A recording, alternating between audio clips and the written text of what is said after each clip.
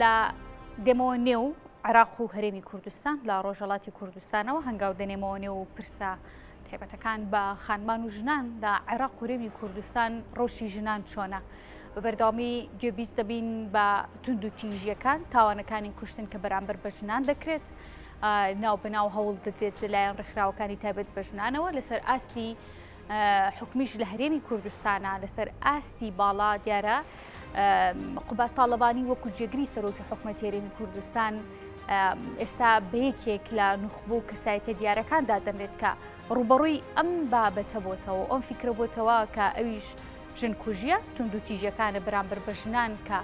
ئەو وەکو خۆی هەم لەسەر ئاستی حکومی وەکو کەسیش ڕوبەڕووی ئەم بابەتە دەبێتەوە و واز ناهێنێت تا کۆتایی بم فیکری کوشتن و ژن کوشتنە دەهێنرێت لە هەرێمی کوردستانە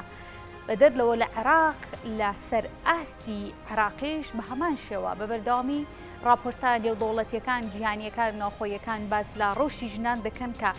لە ڕۆژێکی باشانین بە تایبەتی لە دوای ڕژێمی پێشووی عێراق و هاتنی ئەو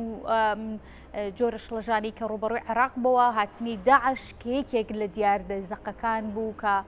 ڕووی لە عێراق کرد ژنانی عێراقی لە بار و دۆخێکی زۆر ناهەمواردان وەکو باسی لەوە دەکرێتە ئێستا لەسەر ئەم بابەتە من میوانێکم دەبێت گفتوگوی زیاتر لەگەڵ ئەودا دەکەم سەبارەت بە ئاماری تونند و تیژیەکان و ڕۆژی ژنان لە عێراق و هەرێمی کوردستاندا بەڕێز سرود محەممەد کە بەڕێزیان چالاگوان و هەروەها لە پرسراوی کۆمەڵی هیوای عێراقین ڕاستەخۆ لە کەرکووکەوە میوانی ئێمە دەبێت سرود خان زۆر سپاس بۆ ئامادەبوونت ئێستا ئێوە ڕۆژی ژنانی عێراقی و هەرێمی کوردستان چۆنە بینن؟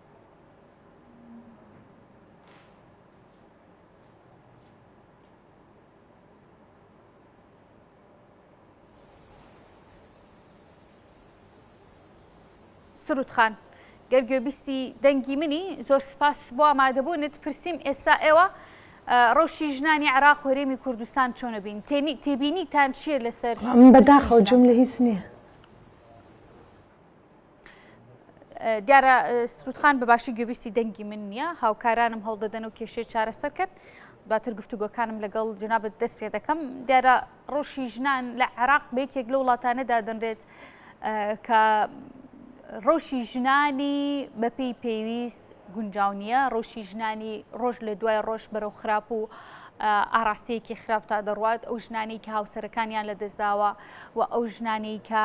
لە کایە سیاسیەکاندا حکومیەکاندا لە کایە ئیداریەکاندا کار دەکەن ئەو ژنانی کە لە ناو ماڵەکانی خۆیاندا بەڕێوەبەری خێزانن بە هەمان شێوە لە هەرێمی کوردستانیش دیارە بەدەر نییە لە بارودۆخەکە ژنکوژی تاوی عێراقدا بوونی هەیە چ لەو ژنانی کە دەردەکەون لە کایە سیاسیەکاندا لە کایە هونەریەکاندا بە هەمان شێوە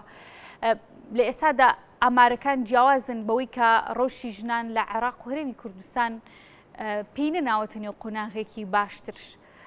پرسی ژنان بە هەڵواسراوی ماوەتەوە لە کۆی ئەو شڵەژانە سیاسی و ئابووری کە لە عێراقدا هەیە ئەوەی کە باسی لێوە ناکرێت ئەوەی کە گرنگی پێ نادرێت و وەکو خۆی بە ڕۆژێکی نەهەموار ماوەتەوە ئەویش پرسی ژنانە دیارە ناوبناو هەوڵی تاکە کەسی و هەوڵی گروپ و ڕێکخراوەکانی تایبەت بە خانمان بە دیارتر لە نێو عێراقوە لە نێو هەرێمی کوردستاندا بەدی دەکرێت ئەم هەوڵانە دەدرێت من لەسەر ئەم بابەتە هەوڵ دەدەم لەگەڵ میوانەکەم گفتوگوی زیاتر بکەم سەبارەت بە ڕۆژی خانمان چۆن توانراوە کێشەکانیان چارەسەر بکرێت لە ڕووی بەدەستێنانی مافەکانیانەوە ئەو کچانەی کە ئێشتا نەگەیشتوونەتە تەمەنێکی گونجاو بۆ هاوسەرگێری یاخود ئەو توندی ژیانی کە لەلایەن خێزانەکانیانەوە بەرامبەریان دەکرێت ژنان لە کایە سیاسیەکانی عێراقدا ژیان لە ڕۆژی ژنانی عێراقی لە ڕۆ کۆمەڵایەتێکەوە چۆن دەبینرێت کە دەڵێن عێراق بێگومان هەرێمی کوردستانیش لە نێو نێوەندەکەدایە بە حکومەی کۆمەڵێک یاسا هەیە لە سەرتاسەری عێراقدا پەیڕەو دەکرێت خاتو سرود ئێستا ئامادەیە گفتوگەکانم لەگەڵ بەڕێزیان دەست پێ دەکەم کا بەڕێزیان وەکو چالاگوان و هەروەها وەکو لێپرساوی کۆمەڵی هیوای عێراقی میوانمانە ڕاستەخۆ لە کەرکووکەوە سرود خان زۆر سپاس بۆ ئامادەبوونت پرسییم کە ئێوە تێبینیتان چیە لەسەر ڕۆژی ژنان لە عێراق و هەرێمی کوردستاندا بەڵێ زۆر سپاس دەکەم بۆ ئەو بەرنامەیە و هەروەهاش بۆ تیشکتان لەسەر ڕۆڵی ژنان ئێستا بەگشتی ئێمە بەڵێ ئەگەر ئێمە باس لە وەزعی ژن بکەین بەگشتی لەسەر ئاستی عێراقا یعنی سێرەکەین لەسەر ئاستی ئێمە مەسەلەن تا ئێستا ئەمە سێ خولی پەرلەمانیە کە ئێمە داوای یاسای بەرەنگاربوونەوەی توندوتیژی خێزانیەکەین کە تا ئێستا دوو ڕەشنووسی هەیە لەبەر دەم پەرلەمانە بەداخەوە تا ئێستا ئەمە سێ خولی پەرلەمانیە هەروەها سێرەکەین ئایا لەسەر ئاستی بەشداری ئێمە کە باسی ئاستی بەشداریەکەین لەسەر ئاستی دام و دەستگاکانی حکوومەت باسەکەین ئایا ڕێژەی بەشداربووی ژنان چەنە ئایا لە بواری پۆلیسدا لە بواری بەرپرسەکانە من ئێستا باسی لێ بکەم لەسەر ئاستی شاری کەرکووکە بەڕاستی ڕێژەکەی لێرە زۆر کەمە ینی لێرە گە بتوانین 2 لە 100 ئەمە لەلایەکی تر هەروەها دێن ئایا کە من کە سەیری بەرپرسەکانی مەسەلەن سەر ئاستی حزبی بکەم و ئەمانە بەڕاستی ڕێژەی ژنان زۆر کەمە منیش چەند مەسەلەن لەسەر هەرێمی کوردستان و هەروەها کەرکووک و چەند بچیتە ناوەند و خواروی عێراق سێرەکەی ینی وەزعی ژن بەگشتی بەرەو خراپترە چێ لێرەیە ئێمە سێرەکەین باش کە دەڵێیت سرود خان دیارە وێنەکی جنابەت ناگاتە لای من بەڵام پرسیارەکەم من ئەوەیە کە باس لەوە دەکەی ڕەوشی ژنان لە کایی کارکردن و سیاسیدا باش نییە ستاندارد چۆنە بۆ کارکردنیان چۆن دەکرێت دیارە سرودخان کێشەیەکەیە لە وێنێکی بەڵێ سرودخان گەرگوێبیستی دەنگی من بووی باس لەوە کرد کە ڕەوشیان باش نییە ژنان باش نەبوونی ڕەوشی ئەوان خۆی لە چیدا دەبینێتەوە پێشلکردنی مافە لە کایە سیاسیەکەیە لە کایە ئیداری و فەرمانبەری و کایە کۆمەڵایەتەکەی لە چ ڕوویەکەوە زیاتر ڕەوشی ژنان بەخراپ دەبینێت لە عێراقا بەڵێ چکە لێرە ئێمە عەقڵیەتی نێرینەی کۆمەڵگا بەرپرسەکان بەڵێ ئەوان زیاتر کە بڕوایان بە مافی مرۆڤی ژن نییە ئەتوانین بڵێن بوونی چەک لە ناو کۆمەڵگایە ئەمە کەوای کردووە کە توندوتیژی بەڕاستی زیاد بێ دوایی سەرەکەین یاسایەکمان نییە بۆ بەرانبوونەوەی توندوتیژی لە ناو خێزانە هەروەهاش لێرە سێرەکەی بێجگەلەوە ئەو بڵێن فرسەتانەی کە حکوومەت دروستیەکە وەکو پێویست نییە ئێمەش لێرە مەسەلەن ئاستی کارکردن لە ناو حکوومەتی بەغای حکوومەتی ئیتیحادی لەسەر ئاستی محاسەسەیە یعنی بەشبەشیان کردووە لێرە مەسەلەن کە بەشبەش شەکرێ ڕێژەی ژنی تیان نییە ئەمە بەڕاستی ئەمە کێشەیەکە لێرە کۆمەڵگا زیاتر بە چاوی پیاوە ئەدیندرێ نەوەکو بە چاوی ژن و پیاوە لێرەیە ئێمە ینی لەو بڕواایە داین پێویستە کە ئەبێ حکوومەت ینی چاوی بە خۆیان بخشێنێتەوە پلانێکی استراتیجی هەبێت چۆن بتوانێت ژن زیاتر بەشدار بێت و هەروەها لە یاساکانی عێراق تایبەت بە ژنانیان کێشەکە لەوەدایە کە حکوومەت یاساکە هەیە بەڵام کاری پێ ناکرێت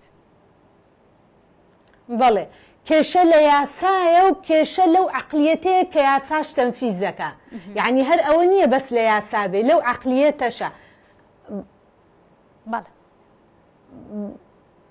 بەڵێ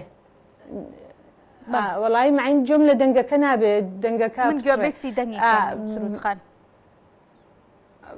بەڵێ یعنی ئێمە بەس لەوە نییە لە یاسابێ لە عەقلیەتیشە ئێمە هەتا سێری پەرلەمان بکەین مەسەن پەرلەمان زۆرینەی پەرلەمان ئێستا لە ناوەند و خواروی عێراقن ئەو عەقلیەتە بڕوای بە مافی مرۆڤی ژنان نییە لێرە یعنی ژن وەکو مرۆڤێ سیر ناکرێ هەتا ئەو ژنانەی کە خۆشیان لە ناو پەرلەمانن ئەوانیش خۆیان بڕوایان بەوە نییە وەکو بڵێ بەس بۆ سیرکردن دانراون نەوەکو بۆ ئەوەی زیاتر ئیش بکەن چۆن ڕۆڵی ژن بەهێز بکەن و چۆن وەکۆڵێ ژنگەی مافی مرۆڤ زیاتر بڕخسێنن بۆ کۆمەڵگادا ئامارەکانی پێشێلکردنی یان تووتیژی بەرامبەر بە ژنان چی دەڵێن ئامارێک لە بەردەستە کە گۆڕانکاری بە تایبەتی لەم ساڵەوە لە یەکی ئەم ساڵەوە 2022 چ گۆڕانکاریەک بەرامبەر بە گۆڕانکاریەکان بەرامبەر و پێشێلکردنی مافی ژنان بەدی کراوە لە عێراقا بەڵێ گەتۆ یعنی سێری بکەی سێرەکەی کەیسەکانی تونند و تیژی بەڕاستی زۆر زیادی کردووە بێزگەلەوە ئێستا مەسەلەن داتایەکە ئەمە دوو ڕۆژە محکەمە ئیتیحادی کە باسی لێ کردو بۆ 6 مانگی یەکەم ڕێژەی فرەژنی بەڕاستی زۆر زیادی کردووە نێزیکەی 4000 کەیس هەیە بەس ئەوەی کە لە ناو محکەمە تۆماری کردووە من لەو بڕواایە دام دوو ئەوەندەش هەیە کە لە دەرەوەی دادگایە ئەمجا بۆیە ئەمە کێشەیەکی زۆر زۆرە من لێرە ینی هیوادارم ئەوەی جویان لێمان بێ ئایا لەسەر ئاستی وەقفی سنی و شیعی بێ زۆر جا مەسەلەن هەتا شودان کچان بە بچووکی نە هەر کچان ژنهێنان بۆ کوڕانیش بە مناڵی یعنی من ئەو ڕۆژە کەیسێکە بوو کوڕێکە بوو ئەیوت 11 ساڵە ژنمان بۆ هێناوە آخر بەس بزانم 11 ساڵ چی لە ژیانی هاوسەری تێگا بۆیە یعنی ئەبێ وەقفی سنی و شیعی هەردووکیان فتوا دەربکەن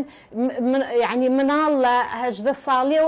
بۆی نییە لە خوار 18 ساڵی ڕێکخراوەکان لەسەر ئەم بابەتە بۆ دەنگیان نییە بۆ پەیامەکانیان ناگەن بۆ وەقفی شیعی و سنی بۆ ناگەێنن بە حکومەت بۆ کەمپین ناکەن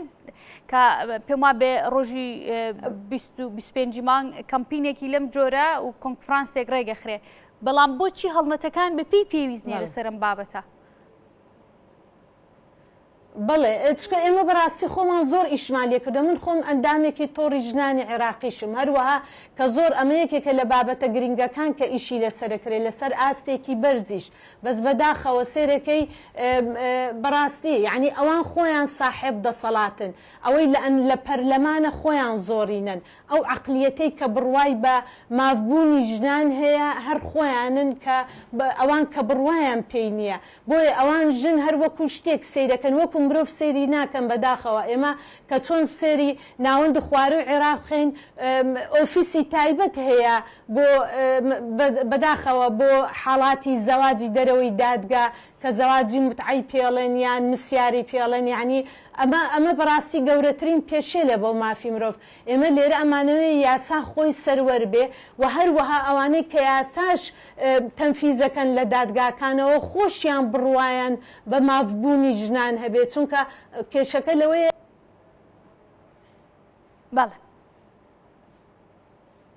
بەڵێ سروەخان دیارە وێنەکەی تۆ بە باشی ناگاتە لای من گەر هاوکارانم باش دیارە من لەسەر بابەتەکە پرسیاری دیکەم هەیە لە هەرێمی کوردستانە قوبات تاڵەبانی جێگری سەرۆکی حکومەتی هەرێمی کوردستان لەسەر بابەتەکە هاتۆ تا سەرخەت بۆ باشکردنی ڕەوشی ژنان بۆ ڕوبەڕووبوونەوەی تونند و تیژی ژنان ویستم بزانم کە لەم چوارچێوەیە کە لەسەر ئاستی حکومی کسایەتیەک دێتە نێو مەیدانەکە و بە ڕوبەڕبوونیان بابەتە چ گۆڕانکاریتی هەیە لەگەڵ ناوچەکانی ناوڕاست و باشووری عێراقا ئەمە چ ڕۆڵێکی دەبێت بۆ کەمبوونەوەی تونند و تیژیەکان بەرامبەر بە ژنان بەڵام دیارە بەداخەوە وێنەکەی دەنگی خاتوو سرود بە باشی ناگاتە لای من بۆ درێژەدان بە گفتوگۆکانم چەند خۆڵێکێکم لە بەردەستا ماوە ئەگەر خاتوو سرود وێنەکەی خاتوو سرود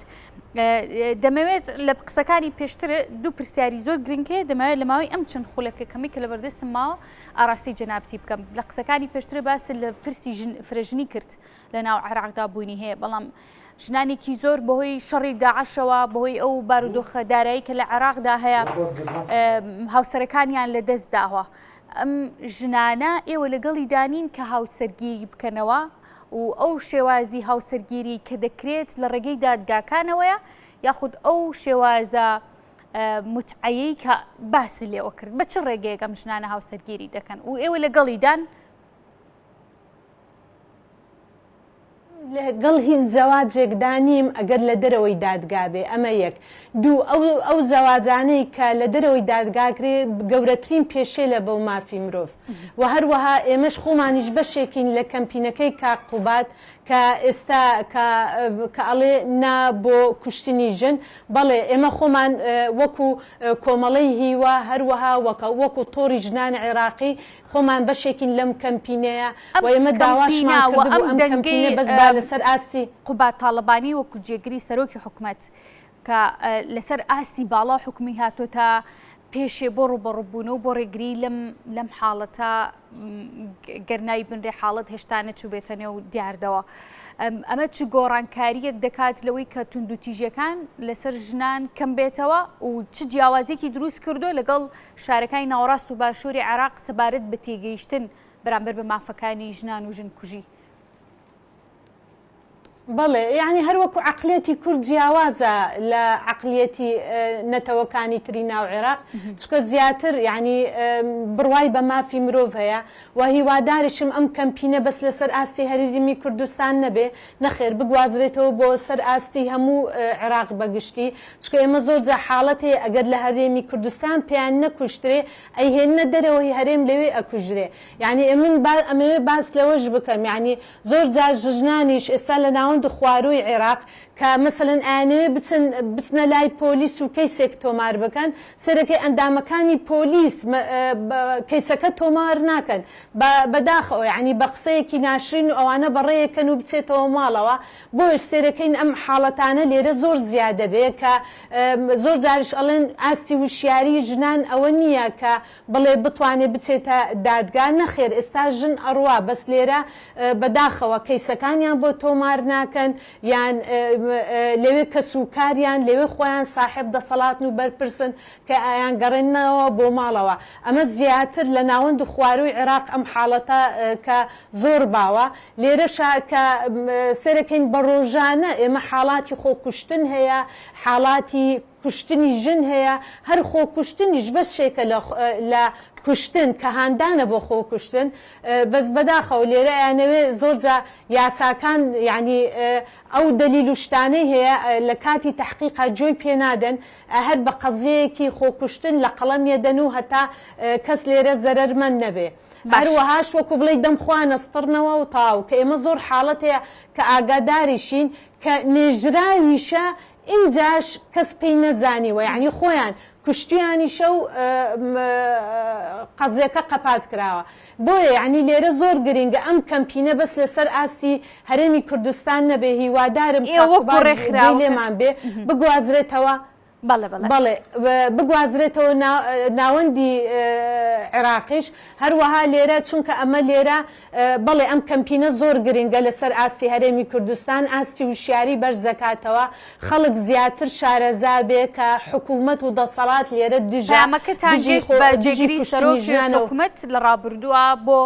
ئەو توندوتیژانی و بەرامبەر ژنان و ژنکوژی کرا لە ئێستاە هەوڵی ئێوە چی دەبێت کە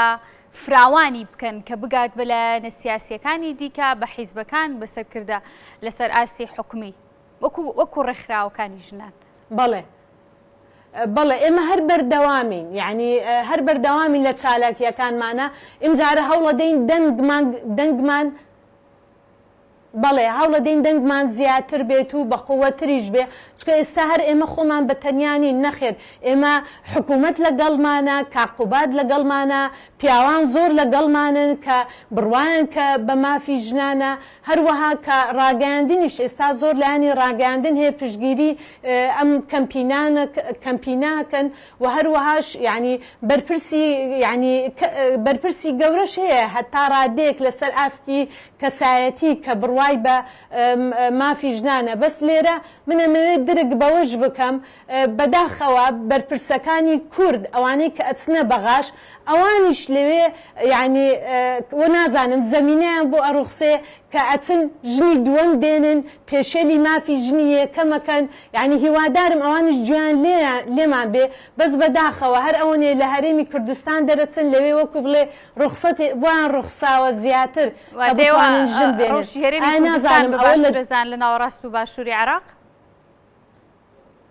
بەڵێ ئەی چۆن لەسەر ئاستی ژینگەی مافی مرۆڤ بەڵێ ئەی هەرێمی کوردستان زۆر گونجاوە ژینگەکەی زۆرجا ئەو ژنانش کە ئەڵێن مەسەلەن ئاوارەشن لە هەرێمی کوردستان ئەڵێن ئەچین دادگاکانمان لە هەرێمی کوردستان تۆمارەکەین چونکە یاسای ئەوان زیاتر بڕوایان بە مافبوونی ژنان هەیە بەڵێ سروەخان من حەزمە کرد زیاتر لەسەرم بابەتە لەگەڵ جەناب گفتوگۆ بکەم بەهۆی ئەو کێشەی کە چەند جارێک ڕوویا لە وێنەکەی جەنابتا دیارە من نەمتوانی پرسیاری زیاتر لەگەڵ جەنابتا بپرسم دووبارە زۆر سوپاس دەکەم بۆ ئامادەبوونت بەڕێ سروود محەممەد کە بە ڕێزیان چالاگوان و لێ پرسیاوی کۆمەڵی هیوای عراقی بوون ڕاستەخۆ لە کەرکک و میوانمان بوون سپاس بۆ ئامادەبوونی ماندوو لەبی